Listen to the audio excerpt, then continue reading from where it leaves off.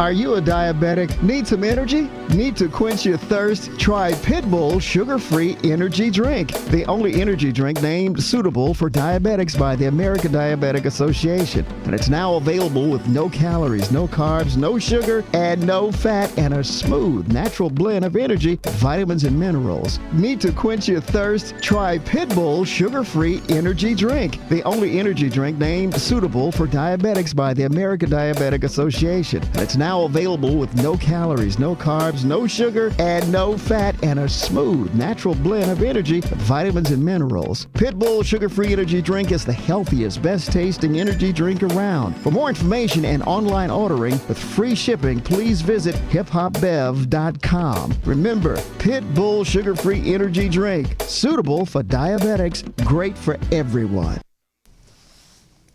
Yo, welcome to Hollyhood After Dark. I'm your host, Malik Spellman, bringing you another hot topic and another hot show to represent what we do here in this urban setting. Of course, you know this is RMC On Air Live. Pitbull Energy Drink is the fuel that sponsors this vehicle, and we're going to move forward. I got a very, very, very distinguished guest tonight by the name of Big Preach from Pasadena, out of that Damu tribe for many years, but that's not his claim to fame. His claim to fame is what he's going to do to clean up the community, and the fact of the matter that the man was incarcerated for how long? 26 years. And how long have you been out?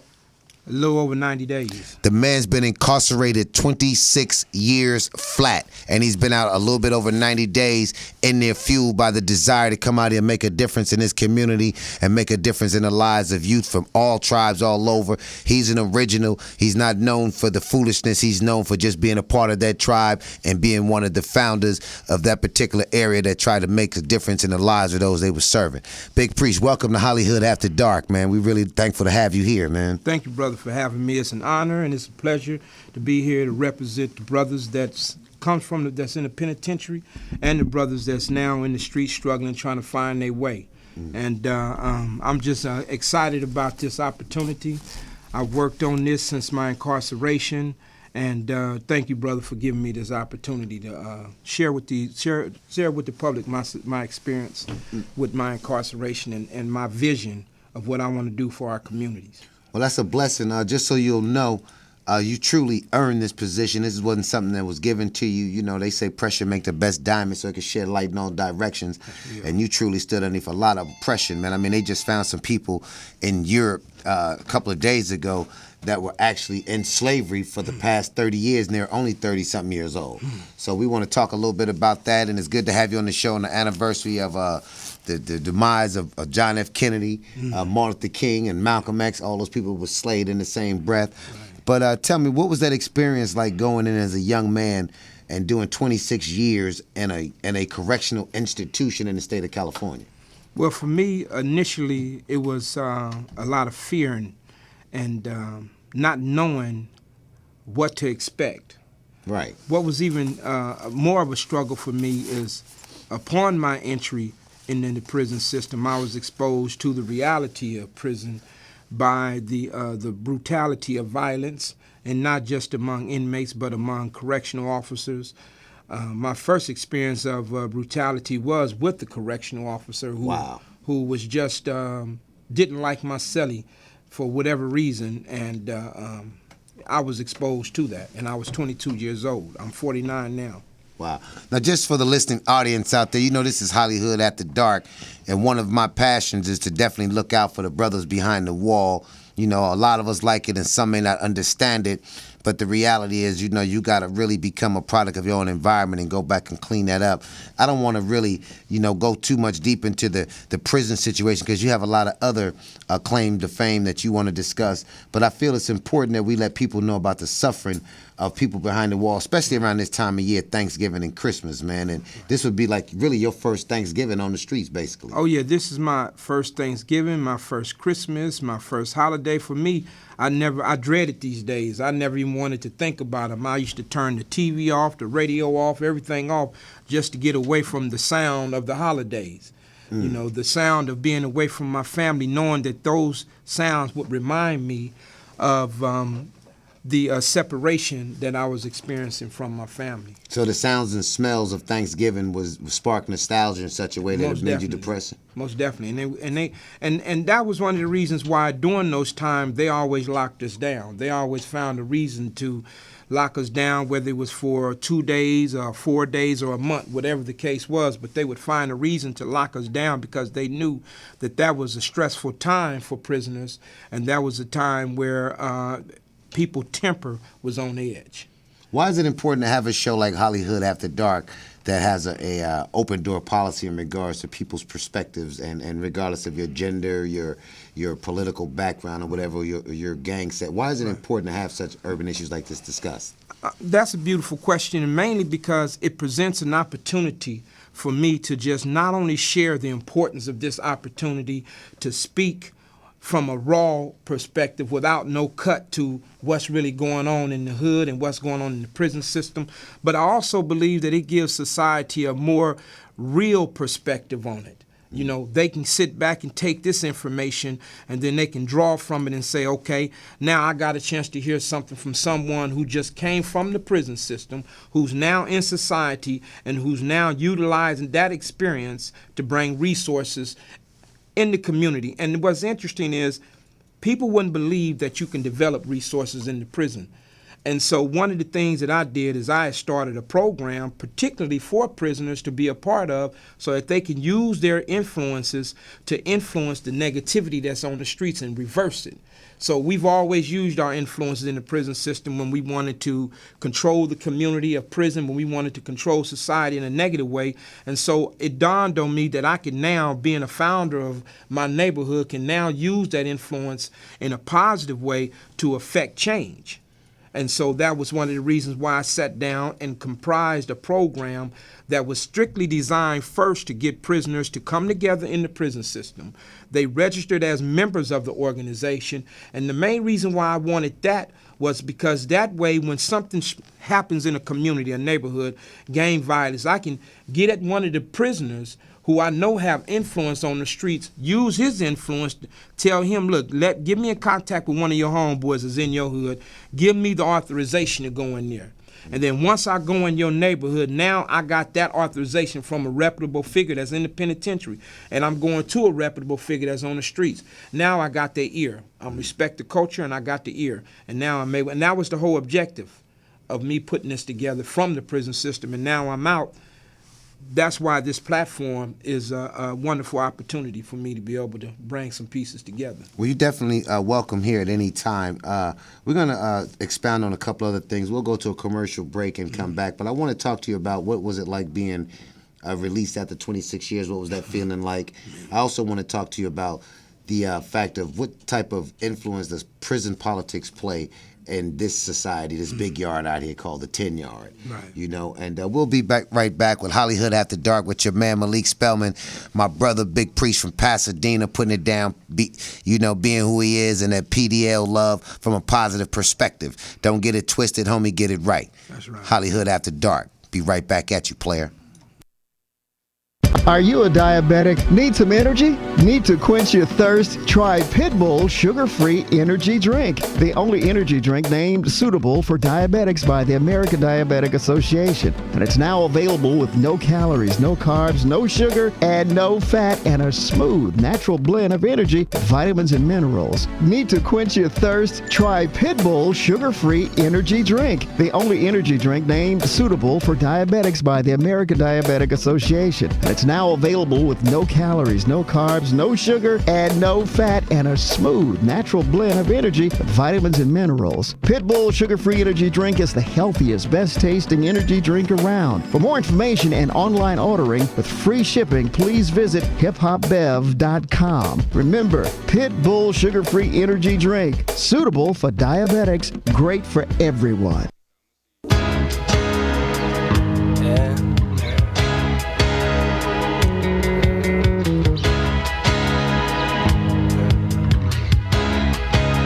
La música de Harry Frog.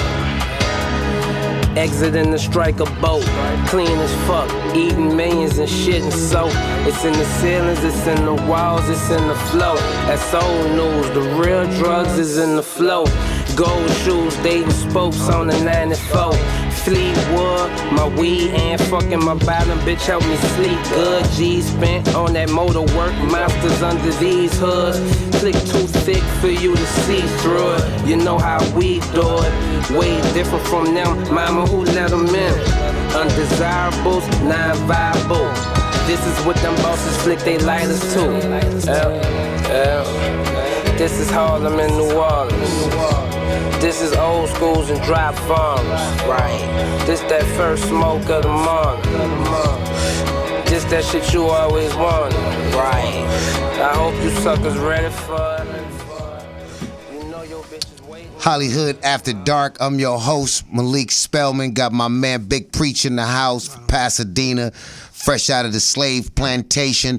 Come out here with a real positive attitude about what he want to do in life, putting it down. But before I go to him and asking him 3 pertinent questions about what was it like getting released after 26 years in them concentration camps, also, what made you want to have the influence from prison, come out here and do something positive for the community? And the fact of the matter is, what is your intentions now that you're here? But before we go to that, I got to do Malik's commentary. To all those who are incarcerated right now, we feel your pain and we forgive you. And to all those that incarcerate others, we don't feel your pain and we forgive you too. And to all those who over-incarcerate our people at an alarming rate and put seeds in place for recidivism to take place, fuck you. Now, back to the program. My opinion and perspective does not reflect that an owner of Pitbull energy drink. I didn't say that right, but what the hell, you know what I'm talking about. Kiss my ass for all you oppressors out there that lock up people and take families out the house. Big Preach, 26 years, man. That's deep. Describe to the listening audience, what was that like to get that particular load off of you? I mean, come on, man. Could you ever see 26 years from 26 years ago? No. And what's interesting is, for me, I've always had this drive I believed that I wouldn't do the time. And I held on to that, and that was my way of holding on to hope. But what was interesting is towards the ending of my time, the walls, it just felt like the prison, like the walls were just getting so small. There was times when I was in the cell at night where I almost felt claustrophobic, where I wanted to start banging on the walls to get out. And I knew that it wouldn't make any difference because the only time they would let you out is if you were dead or dying. Wow. And so I knew that wouldn't get their attention. And so it was some time, especially there was some times where because the prison had started reducing the prison population because of the overcrowdedness and unconstitutional conditions of medical. Because of that, they then started to let you be in the cell by yourself, and that time alone in the cell for me was almost overwhelming and it was almost like Guantanamo Bay. Right, most definitely. Mm-hmm. And what's interesting is what people don't understand about the prison system is there is a form of sensory deprivation that goes on in the prison system, particularly at nighttime, where the officers, they intentionally do things like bam on the doors, they got this alarm, which disrupts your sleep pattern. Right. You know, and sometimes dudes don't know why they disrupt they sleep patterns off and why they're so angry. But that's just another issue that goes on in the prison system that's undetected. But that incarceration, what really helped me was participating in other programs as well. Mm-hmm. There was programs that I participated in that dealt with how you allow the prison to affect you. It's how you take back your control within the prison. You use those sounds to dictate when you're going to get up. You don't allow them to turn the key to let you out. You don't let them ring a bell to wake you up. You discipline yourself to be aware of the sounds to the point where those sounds became, after my release, there were sounds like keys. When people hear keys in society, they're just keys, you know. But because keys played such a significant role in the prison system, I hear those keys and they automatically catch my attention. So would it be more or less to say you almost like punch drunk or PTSD, post-traumatic stress disorder? Well, exactly. Like a Vietnam vet? Right. I've been diagnosed by 3 different psychologists with PTSD. Wow. Now, let me ask you a little bit about the the PTSD in regards to the new intakes that come in the prison system. There's a lot of young people who go in who never had an opportunity to drive a car, get married, buy a house, have a girlfriend. They just got caught up in somebody else's hoopla. What type of crisis do they face once they get in there and become isolated from their families, friends, and all the people, and then their foes become their cellies? What type of mental and spiritual reaction do you see out of them? Well, I know a few guys who came from YA straight to the prison system. I know a few guys who never had sex with a woman with their pants off. You know, they never been with a woman intimately in no way. And so them being able to come out and go into a healthy relationship is questionable, and how they're going to be able to make that transition. One of the most powerful things that happened to me was when they released me, they found a warrant for me. And the warrant that they found for me was 1960. Right, 1960. So they found an old warrant from you, and what happened from 1960? 1960, a traffic warrant. Yeah, 1986. They found a traffic warrant. After doing 26 years, they, instead of releasing me, they took me back to the Los Angeles County Jail. And when they released me from the Pasadena courthouse with no money in my pocket, a black jumpsuit, and some black shoes. And I didn't have had my wife not showed up, I would have been released into society after 26 years with nothing but a black jumpsuit and tennis shoes. You mean that little paper suit they put on your back and those little van-looking shoes? Right. Let me ask you a question. What did society look like if you were Picasso and you can paint a verbal picture of what you've seen upon your real release or upon your real encounter, say like to Pasadena, an area that you're familiar with? What sort of abstract photo was in your mind at that time? For me, everything was confusing. The visual of everything was confusing because nothing was identifiable for me. The streets were different, the people were different, the sounds were different. Everything was so new. What about what you've seen on TV and what you captured in your mind in order to maintain your sanity? What part did that play, if any, in terms of what you thought society was or should be? You know, that's an interesting question. I've never thought about that, but what I would say about that is that I've always had this perspective of society that I wouldn't, because of where I was coming from, that there was complete exclusion, that I would be excluded. And so that was, and upon my release, that was a sense, that was the first sense that I got. Not to cut you, so you're saying exclusion, meaning that you still felt that you were a product of a socially rejected society that you had to return back to, that you didn't realize that society through the social media had become all inclusive? Would that be fair to say? That would be fair to say. In particular, in the prison system, everything is segregated. Everything is, the cells are segregated, the chow halls are segregated, the showers are segregated. So coming from a segregated environment to an environment where people it's more integrated, right? That was a culture shock as well. After doing 26 years and not trusting Hispanic, not trusting a white, not trusting anyone that was opposite of my color, and rightfully so in the prison system, in that because of the politics that exists. And those politics are so deep rooted that even if an Hispanic in the prison system wanted to, because there was Hispanics that I wanted to do business with the clothing company that I started. And they couldn't just do business with me. They couldn't have a conversation with me unless they got authorization to be able to have that conversation in the prison. And those are the politics of the prison those system. Those are the politics. Does those politics reflect what goes on in the street? Because a lot of people think that that's a social society, which it is. Mm-hmm. But if any position can be played in regards to how prison politics influence politics on the streets and politics in the political world, would that be fair to say that it does play a role? Most definitely. And anyone who says that it don't, either they're living in a whole different dimension and not realizing what's really going on, particularly among the Hispanic community and among the white community. The black community, there is an influence, but they use it as an OG or respectful type of influence. Right. Right.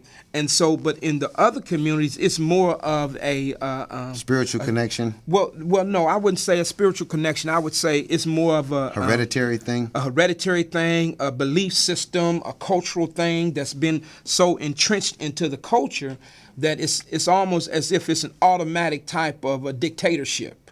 You know, you're going to do this, and if you don't do that, then this is how it's going to unfold. And so it's more of a fear than a respect, right? And so that's one of the things that I experienced, and that's one of the conversations that I've had with many people of different race in the prison system, that's how they operate. And a lot of times they go against, they don't want to be within that arena, but the fear of the consequences of being in that arena. But there's compulsion involved. Right, most definitely, I agree. Now, in regards to, you did 26 years. By God's grace, you're out, and we're very thankful to have you here at Hollyhood After Dark on RMC On Air Live.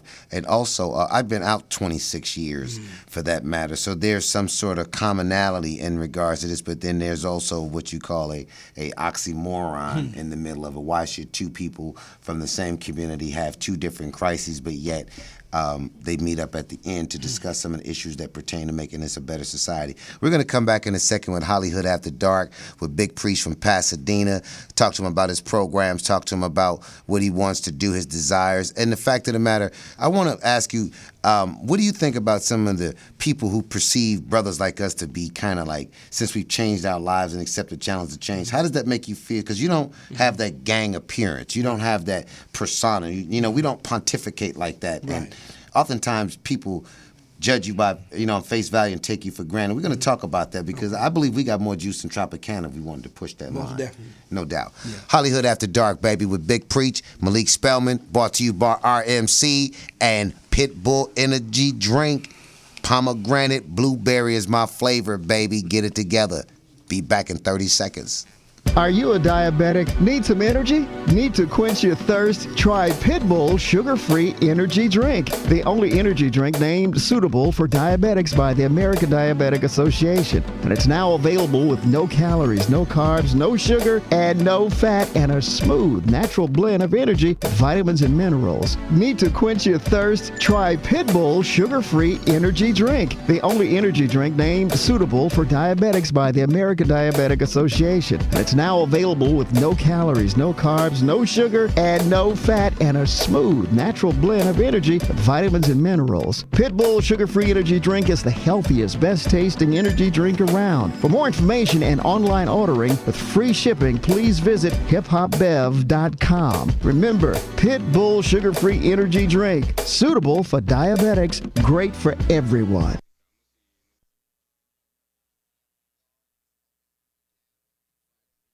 Coming up.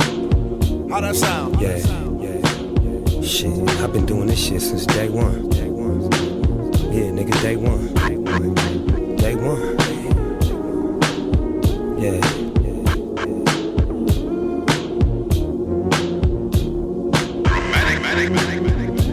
Let me tell you what your worth is. Wake up in the morning with a purpose. Only you can make me happy. Surface, Eastside Long Beach, baby. The turf shit. The place where I learned that. 13 on the scene getting bent back. With a whole lot of snake venom. Used to steal now laters out the highway center. Up early getting shit started. Backflipping, tripping, tipping, crippin' cold hearted. Way before I got high, man. Bought double up 50s from the pie, man. Heat out the motherfucking frying pan. Little kids love Snoop, fuck Iron Man. I'm a vet on the set, I ain't lying, man. Let me show you how flying. Ain't in school, lay in the pool, and I stay in the cool. Young low, I ain't playing with fools. Reset, repeat, unlock and recock the heat. It'll end so fast. Spend your cash and we'll get in your ass. Now the question is this for now. Are you really in love with that bitch now? Wow. Another man's trash is another man's treasure. What's your pleasure? Looking at you straight from a falcon eye. On my balcony eye, asking how can I? How can I love somebody else when I can't love myself enough to know? Bad for me. A lot of G's start snitching, bad for me. Fucking with you hood rat bitches, bad for me. All that you had for me was all bad for me. Cuz I used to run with, struck out, gone away. Cold thing was he called me on the phone today. He told me he was up for release. It's been about a dub since cuz seen the streets. Yeah, low, shit didn't change. Long Beach didn't flipped, crazy terrain. Hood After Dark, back at you, baby, like spinal cords. Big Preach up in here from the Pasadena tribe, blowing like two pipes, homie, on the back of a Hot Wheel truck. Man, you're an amazing individual. Right on, brother. You know, you survived the Holocaust right here in the state of California. And I have no problem bringing brothers like you onto our show to discuss these issues, because the proprietors and the directors of art and entertainment at this particular establishment made sure that one of the prerequisites for me to get this show is that I have brothers like you in here so that you can have a voice, and we serious. You know what I mean? It's not hard, but it's not easy, and we really thank the owner of this network. We thank Big Larry. We thank Gerard and a bunch of other people for helping us put this on, because we truly need y'all. They're the best producers in the world, and we gonna make it happen. Big Preach, what's your plans for Pasadena, man? It's a lot of gentrification going on over there. Rick Lee's gone and let their wolves loose. Right. So for me, my plan is this. First, I want to gauge the community.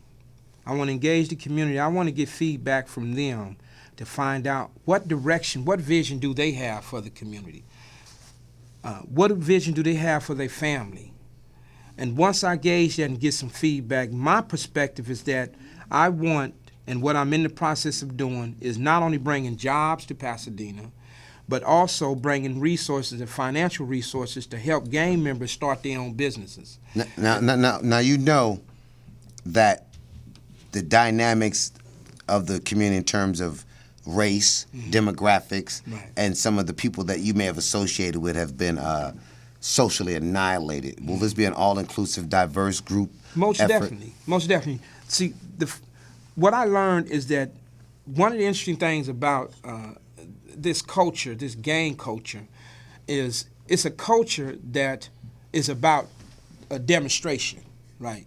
Although some of them within themselves really don't step up with the demonstration as they portray themselves to step up to, but it's about demonstration. And so the first thing I want to do is show them what type of resources we have, reach to people who I know I can reach initially, and then once people see that we're serious about this, the outcome, once they see that we're producing results, and then I'm able to reach other communities. One of the things that I was just telling my homeboys is when I come and bring these resources is not just for Pasadena.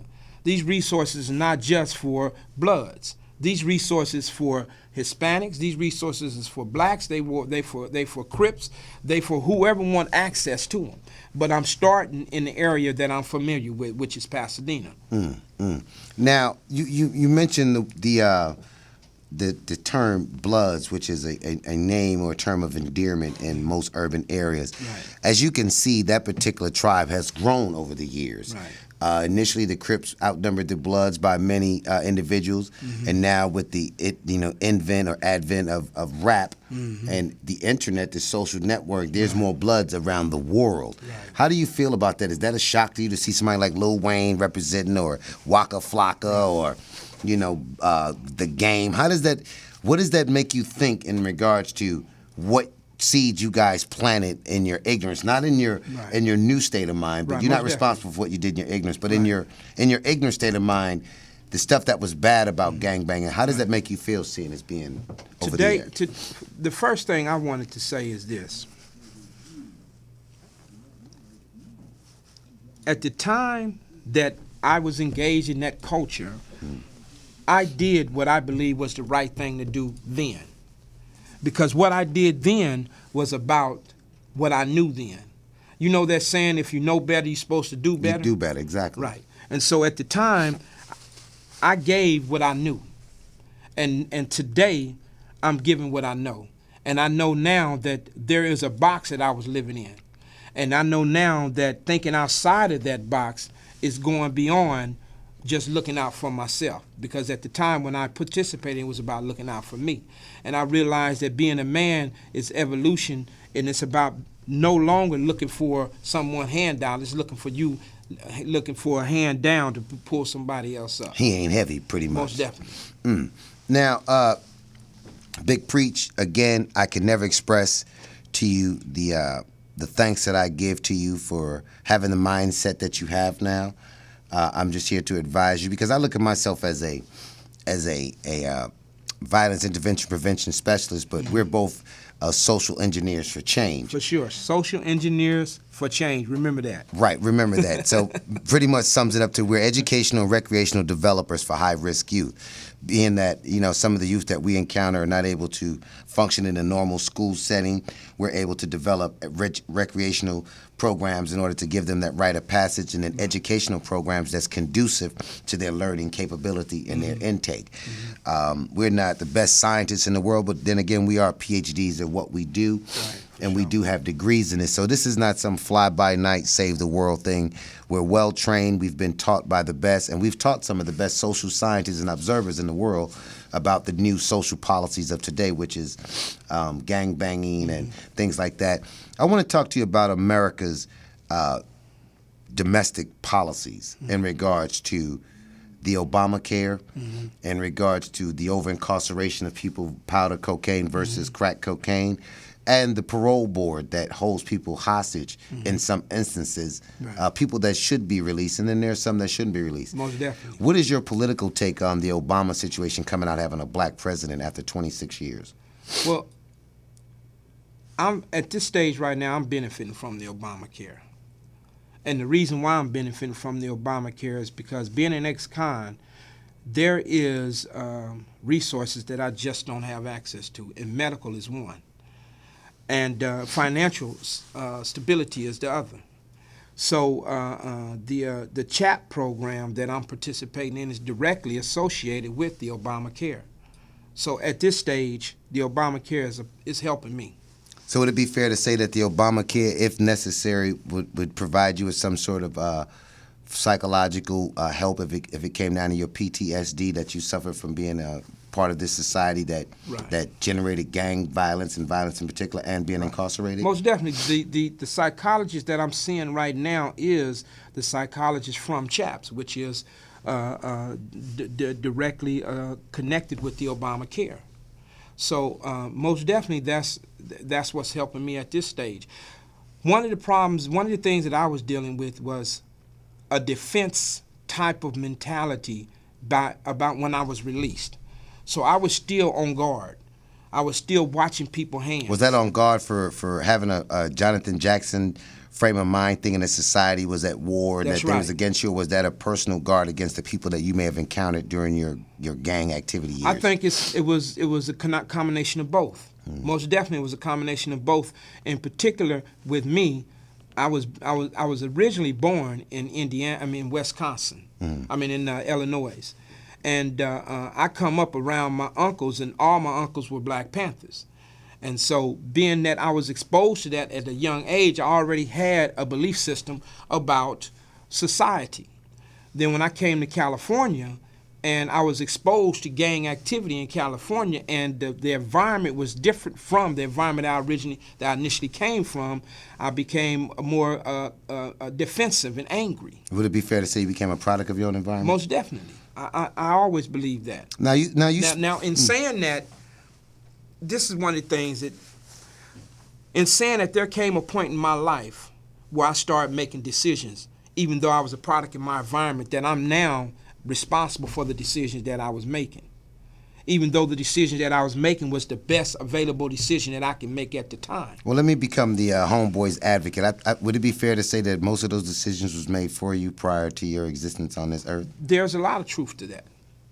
Most definitely. There's some truth to that. So wouldn't that be part of the healing process? I agree. In order to say, like you and I discussed in depth, exercising the power of now, dealing with right now, and conversations with God and stuff like that. Wouldn't that be fair to say that that's part of your healing process, to kind of blame yourself in a sense and forgive the culprit, but yet be cognizant of what the culprit did, the hidden hand? Well, for me, I've always had this automatic reaction about things and not showing up in the moment. Although I understand that there is, a prime example is, I was talking to someone about the 13th Amendment. And in the 13th Amendment, it says there shall be no servitude in these unified states unless one has been duly convicted of a crime. Precisely. Right? So when I was talking to them, discussing with them about that, I was discussing them with the origin of it, the origin of the 13th Amendment, and who got behind it, and why the 13th Amendment was another attempt to reactivate slavery through crime and punishment. So would it be fair to say that the only thing that saved us from the 13th Amendment would be your Magna Carta rights as a human being to just walk the earth? I agree. And not your constitutional rights? Most definitely. We'll be right back. This is Hollyhood After Dark. I'm your host, Malik Spellman, with Big Preach. Did 26 on the plantation. Now he's back with a Django State of Mind. This program is brought to you by Pitbull Energy Drink, RMC On Air Live. Django meets the Black Panthers, baby, next on Hollyhood After Dark. Right. Are you a diabetic? Need some energy? Need to quench your thirst? Try Pitbull Sugar-Free Energy Drink, the only energy drink named suitable for diabetics by the American Diabetic Association. And it's now available with no calories, no carbs, no sugar, and no fat, and a smooth, natural blend of energy, vitamins, and minerals. Need to quench your thirst? Try Pitbull Sugar-Free Energy Drink, the only energy drink named suitable for diabetics by the American Diabetic Association. And it's now available with no calories, no carbs, no sugar, and no fat, and a smooth, natural blend of energy, vitamins, and minerals. Pitbull Sugar-Free Energy Drink is the healthiest, best-tasting energy drink around. For more information and online ordering with free shipping, please visit hiphopbev.com. Remember, Pitbull Sugar-Free Energy Drink, suitable for diabetics, great for everyone. Hip Hop TXL, the exclusive list.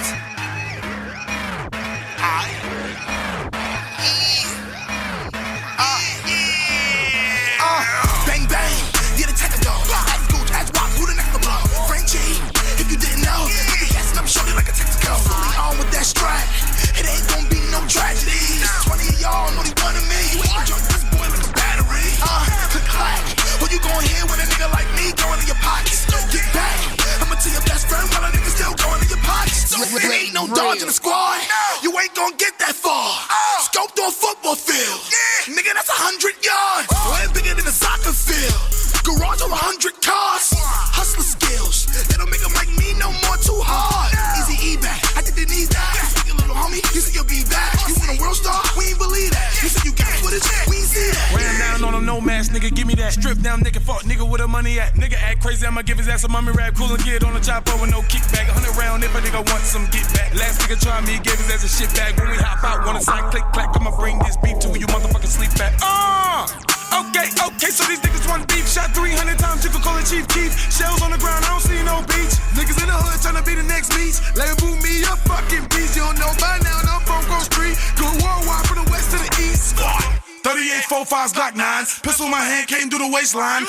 All black, ain't con. How you getting money, blood, can't make bond. Silencers on the chopstick, James Bond. I got a lot of guns. Big guns like Contra. They had a shell shock like Blanca. Walking like a flame, I define a shooter. RIP to your watch, say hello to my mule. Bump loaded in the room, y'all both boys ain't shooting shit. Kick game, that street shit. Ben took a change, niggas up the switch, they now 3K when I switch that lane. Blowing Mary Jane with no top. Aiming at the top, we don't do nobody shot, that's a fact. My bullets in the act with a hater. Keep it real, stay down, that's the major. Hold up, one time. Free a nigga major. Grams, grew up selling grams. Hard in the paint, in the trap, 2 hands. Slam. I do what I wanna, you do what you can. Click, click, bam. Ran down on him, no mask, nigga, give me that. Strip down, nigga, fuck, nigga, where the money at? Nigga act crazy, I'ma give his ass a mummy rap. Cool and kid on the chopper with no kickback. 100 round if a nigga want some get back. Last nigga try me, gave his ass a shit back. When we hop out, wanna sign, click, clack. I'ma bring this beef to you motherfuckers sleep back. Okay, so these niggas want beef. Shot 300 times, you can call it Chief Keef. Shells on the ground, I don't see no beach. Niggas in the hood tryna be the next beach. Label me a fucking beast. You don't know by now, I'm from Grove Street. Go worldwide from the west to the east. I'm strapped and you not, so fall back or you shot. I got 1 Mac, I got 2 Glocks, and I act like Tupac. Tell him in a heartbeat, nigga don't start me. Blow a nigga brains out, leave him my properties. I took a Molly, fucking my car keys, tryna get loose up in my Rari. I ain't get no sleep yet, brand new day. 2 2 3s in my brand new K.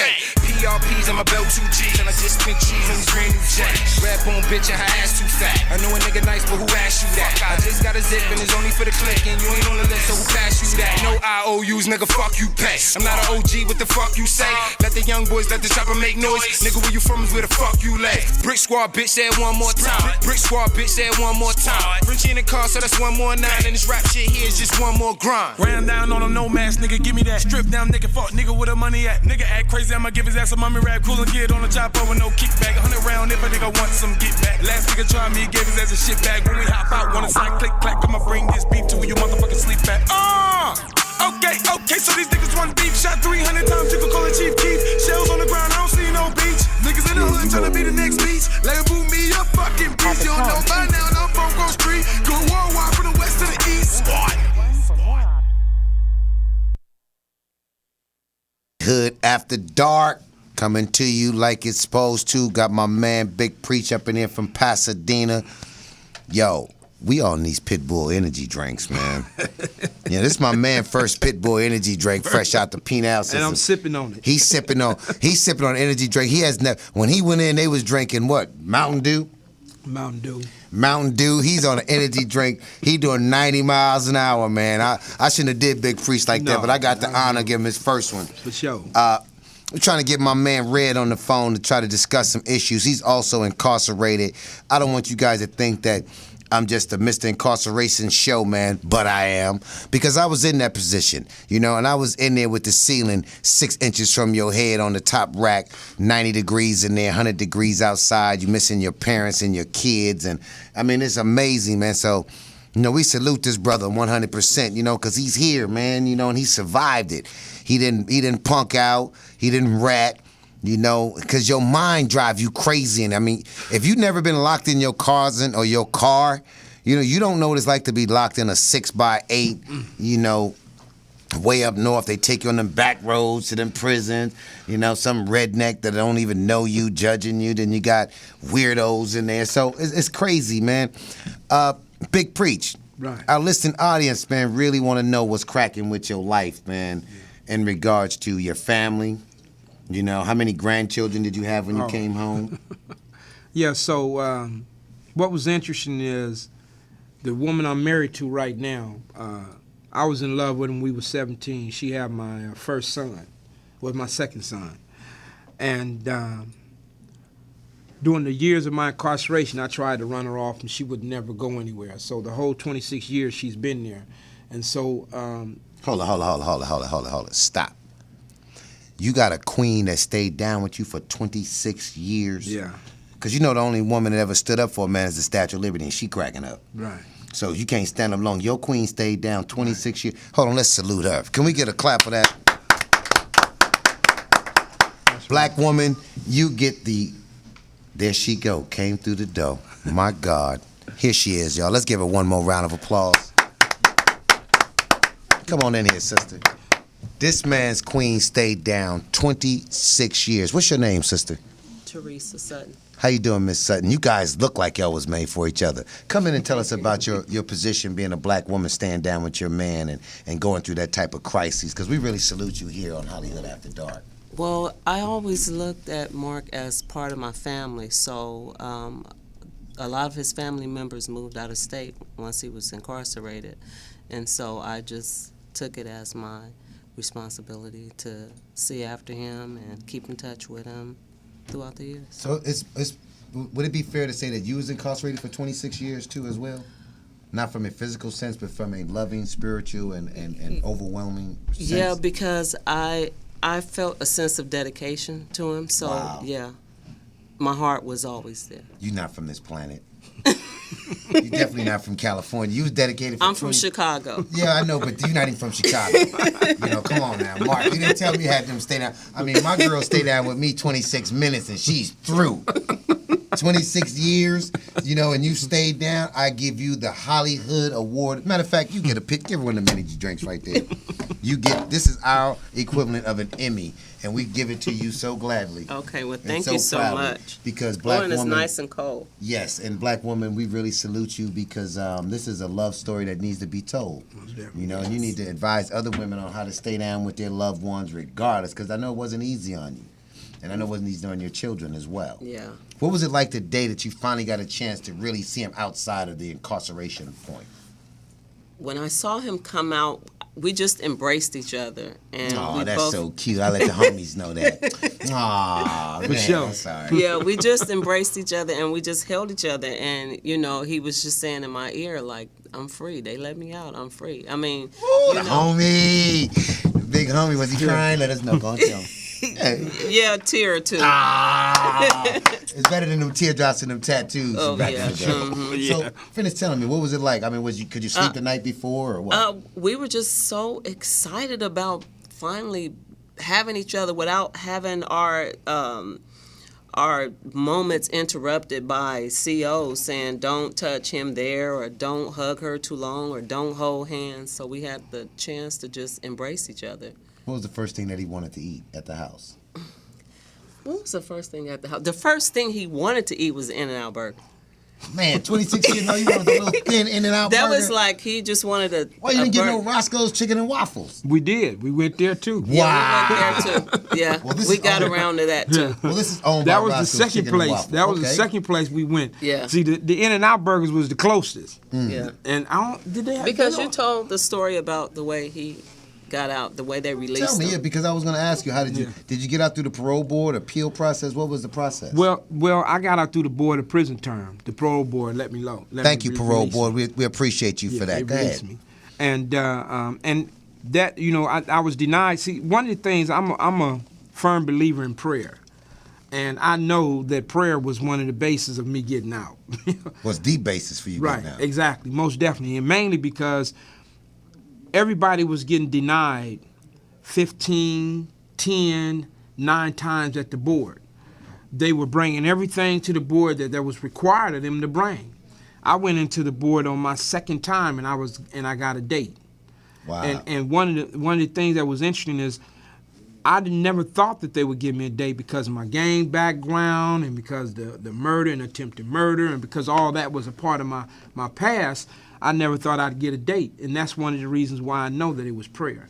Well, just so you'll know, 50% of your faith was your queen. Mm-hmm. And I believe that played a major role in it because she was praying as well. That's right. Your family was praying. And then the fact of the matter that you was determined to get out and not be a slave. That's right. You know, and that's what a lot of brothers in there need to know is that you got to put yourself together, your own release kit. You know, and I really thank and commend the board because you guys made a wise decision on this American Idol from the hood in regards to making him the winner because you let out a man that's how they're trying to make a difference.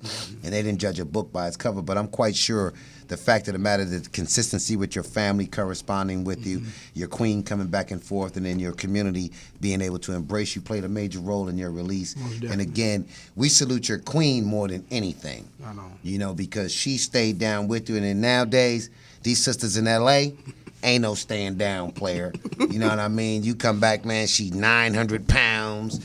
She got another boyfriend and 8 baby daddies, and you outside in front of Roscoe's hungry. You know what I mean? I'm just being real, you know what I mean? You come back now, man, you be like, did you bring her home from the day room?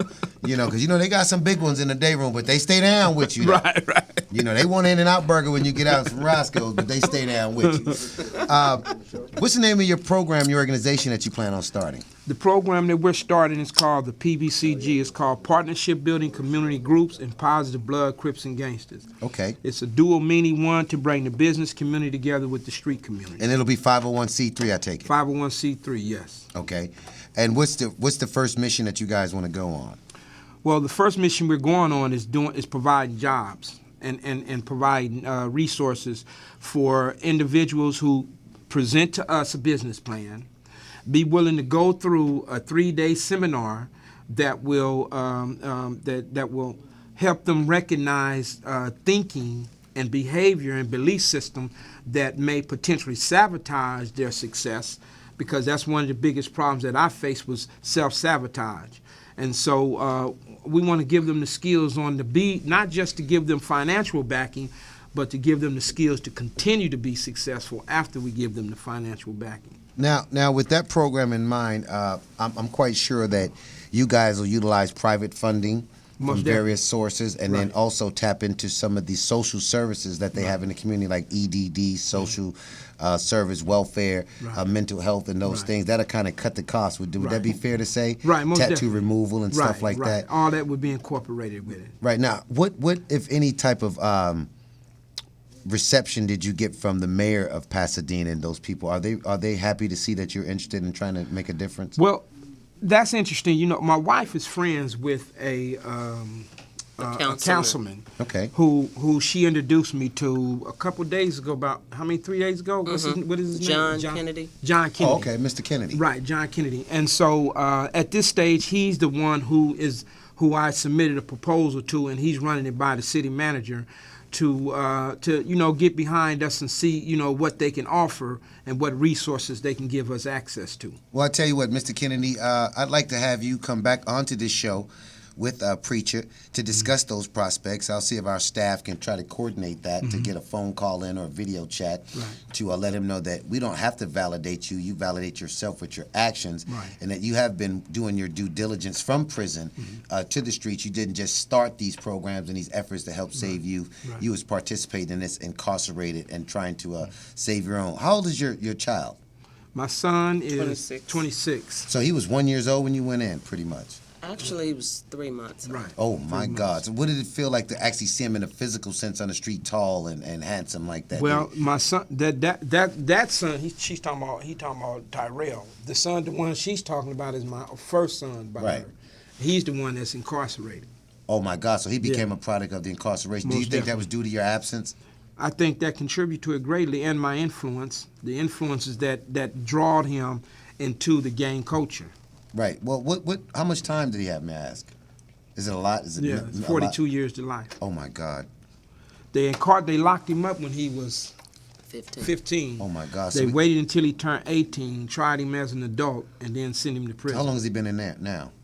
Maybe 7 years or something, 8 years? No, a little more. I tell you what we're going to do. We're not going to forget about your son, because I figure, if you're out here trying to make a difference and save other sons, there's still an ingredient left that you use to get yourself out, and we may not have to wait as long with your son. There's alternative sentencing. There's sentencing reconstruction. I'm going to bring in a lady here recently that's a sentencing expert, a probation expert, because oftentimes our people don't know about the judicial system, and if you get an independent probation report that's aside from the one that the court attributed to you, the independent probation report is what the courts go by in regards to your sentencing recommendation that you get from them. And as black people and poor people in general, we never utilize those services. So we're going to have a discussion here one day. I'd like for you to come back about alternative sentencing, the recidivism rate. What does it feel like to be a parent who have lost their child? It's almost as if you gave your life so that your child can have a life, and then they took your child's freedom and then gave you back your freedom. So that's pretty much of a family-structured oxymoron that we need to expound a little bit more. Well, that's one of the things that I should talk to when they first passed the law trying juveniles as adults. I said to the guys in the prison system, I said, man, we need to start taking this more personal. They're coming after our children now. Right. And the fact that they want to incarcerate our children and put them in the prison system, we need to be more actively involved and take this more personal. Well, Jerry Brown just passed a new law giving forgiveness to young people who have been incarcerated at the juvenile level and never had an opportunity. I believe in forgiveness, and I believe that, retreat is the highest form of patriotism, and I think that if they retreat back to the old ways of America and allow people to get that opportunity, those second and third chances. Because I see congressmen do things all the time and they go right back to their practices. So, we're not going to let this felonious background that they put on us stop us, but we still need to put some light on your son's case. Regardless of what he did, I'm quite sure the family that's been affected by that would have some consideration, and we need to shine some light, and I think that should be also part of your life mission. I want to thank you for coming out. We got Big Priest from Pasadena, his wife. Tell me your name again, Queen. Teresa Sutton. Miss Sutton. She suddenly appeared on the scene, and we want to give her another round of applause. Thank you. She stayed down. Thank God I'm not incarcerated, but if I was, I'd like for one of your relatives with your DNA to stay down with me. You know what I mean? So I might go out tonight and just start crip walking, see if I can get arrested. Yo, Hollyhood After Dark. This is your host, Malik Spellman, brought to you by Pitbull Energy Drink. Boy, if you on crack, you need to get off of it and get on this. It's got a little more speed in it. Take care. Thank you, man. Right on. Anytime. Are you a diabetic? Need some energy? Need to quench your thirst? Try Pitbull sugar-free energy drink, the only energy drink named suitable for diabetics by the American Diabetic Association. And it's now available with no calories, no carbs, no sugar, and no fat, and a smooth, natural blend of energy, vitamins, and minerals. Need to quench your thirst? Try Pitbull sugar-free energy drink, the only energy drink named suitable for diabetics by the American Diabetic Association. And it's now available with no calories, no carbs, no sugar, and no fat, and a smooth, natural blend of energy, vitamins, and minerals. Pitbull sugar-free energy drink is the healthiest, best-tasting energy drink around. For more information and online ordering with free shipping, please visit hiphopbev.com. Remember, Pitbull sugar-free energy drink, suitable for diabetics, great for everyone.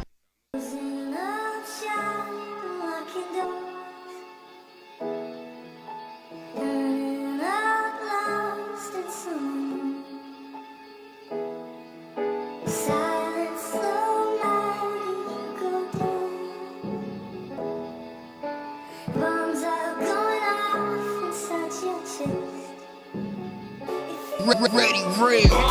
Coke boy, Montana, we up ahead. What they talking about?